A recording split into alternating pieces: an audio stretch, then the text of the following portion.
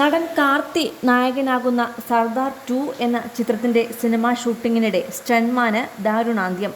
കാർത്തിയുടെ സ്റ്റണ്ട്മാനായ ചെന്നൈയിലെ ന്യൂ വാഷർമൻപേട്ട സ്വദേശിയായ ഏഴുമലൈ ആണ് മരിച്ചത്. 54 വയസ്സായിരുന്നു അദ്ദേഹത്തിന്റെ പ്രായം. ഇന്ന് പുലർച്ചെ 1:30 അപകടം സംഭവിച്ചത്. ചിത്രത്തിലെ നിർണായകമായ ഒരു സംഘടന രംഗം ചിത്രീകരിക്കുന്നതിനിടെ 20 അടി ഉയരത്തിൽ നിന്നും റോപ്പ് പൊട്ടി ഏഴുമലൈ താഴേക്ക് വീഴുകയായിരുന്നുവെന്നാണ് റിപ്പോർട്ടുകൾ. തലയ്ക്ക് ഗുരുതരമായി പരിക്കേറ്റതിനെ തുടർന്ന് തലച്ചോറിൽ രക്തം കട്ടപിടിക്കുകയായിരുന്നു. ആശുപത്രിയിൽ എത്തിച്ചുവെങ്കിലും ജീവൻ രക്ഷിക്കാനായില്ല. കഴിഞ്ഞ 35 വർഷമായി വിവിധ സിനിമകളിൽ സ്റ്റണ്ട് ആർട്ടിസ്റ്റായി പ്രവർത്തിച്ചു വരികയാണ് ഏഴുമലൈ.